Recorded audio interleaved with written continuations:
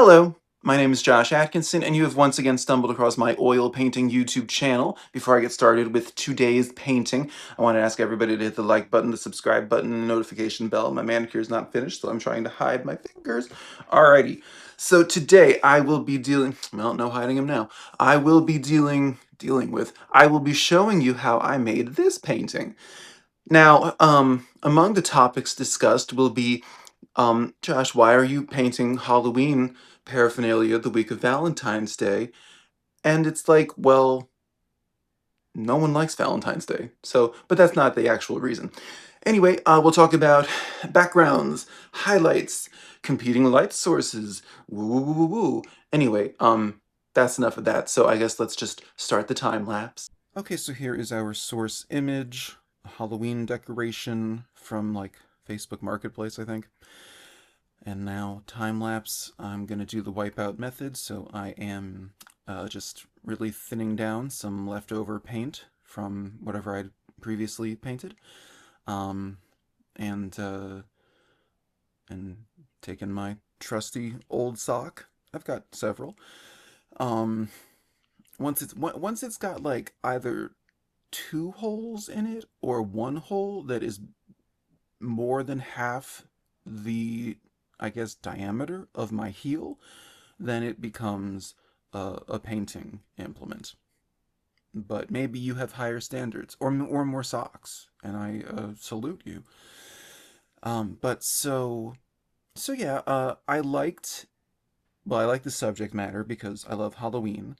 I am a Halloween maniac, and um, I haven't filmed the intro or outro yet, but I will just say that yes, I know it's February. I know yesterday was literally Valentine's Day at the time of me recording this voiceover, but uh, I'm painting Halloween not only because I miss it every waking moment that it's not here, but also because it was my experience, limited experience last year. My first year, I did vendor fairs, art vendor fairs. um, I found that people were much more amenable to buying, I guess, themed art. Like in September, you show up with jack-o'-lanterns, people are more willing to buy at least prints of them. I haven't gone to any like high-end art fairs. If any of you have had experience with like those kind of intimidatingly expensive art fairs where you have to spend like $400 or $500 for a booth, um, I don't know. I'd love to hear about your experiences in the comments section. Uh, I will do that at some point, but it's just a little too much to swing right now for something that, like, I have not had a lot of experience with my local, like, rinky-dink art fairs. Um, so throwing down, that kind of money for something that like, might not turn a single dollar, let alone a profit, um, just seems a little too. It's not an option right now. Anyway, so that's why I'm doing Halloween stuff in February, and I will be doing more of it throughout the year. Autumn stuff, Christmas stuff, Halloween stuff. It just does seem to be an easier sell, and at the end of the day, I am an artiste, um, with all kinds of deep values and stuff, but I also have student loans and plenty of other bills. So, gotta sell. Anyway, this painting came together. I mean, you can see it all happening. This came together so much more easily than they usually do. Um, I think I said in the last video or two videos ago, like I'd been experiencing more failures than successes of late. Um, more than usual, certainly. But I think sometimes I run out of painting steam when I let other important, more important things in my life kind of get, fall by the wayside, kind of get ignored. So I've been trying to address them, and that kind of frees up. This is just my theory, but I think that kind of frees up my creativity to go in other directions. And since I made the painting before this one last week, the tree painting, I've knocked out a lot of paintings in a fast period of time, and I'm proud of all of them. So you'll be seeing those. But yes, they are largely autumn Halloween themed, and there's going to be snowmen in July. But anyway, it's still paint. You can still learn a bit about painting. If I would talk about painting, which I have not even begun to do yet. Like and subscribe. Trying to hit 1,000 subscribers. Anyway, um, but yeah, this painting, you can see what's happening. It just kind of came together. It had a clear light source from the right. It has, I guess, a competing or a secondary light source, however you want to phrase that, in that there's a light bulb inside of it. But the light bulb inside of it is casting extremely colored light. It's very orange toned, so that's clearly not the same light that is hitting most of the surface, but it's coming from the right. You can see the shadow on the left and the little reflections within the shadow side, which is what kind of makes it more realistic. I've always dreamed of being a good enough painter that I could leave the background kind of unfinished, like with just the initial strokes of totally thinned out paint.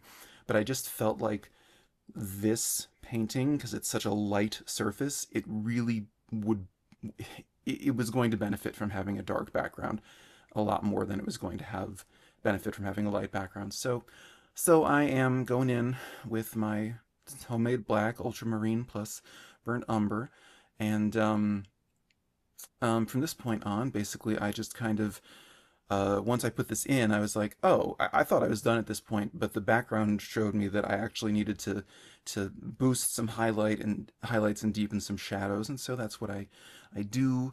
I throw a little ambient light down on the bottom of the surface, uh, cast from the orange light within, which I'm kind of just making up. It's not in the photo, or is it? Oh no, it was. Look at that. I didn't make it up at all. Um, but so yeah, I guess this video deals with the fact that backgrounds inform the way that you can, like, what you have to do with the subject, because I felt like it looked more finished before I put in the background, but regardless, yeah. So so yeah, I don't really know that this video has a big like thematic point or lesson or anything. But you know, paint's good, and paint goes down, and it looks like the thing that you want to paint sometimes after years and years of practice and failure. And the backgrounds dictate if you should uh, lighten it or darken it or whatever. So anyway, this is, what is this, a 9 by 12 inch new size I'm working with, um, oil painting on a canvas panel.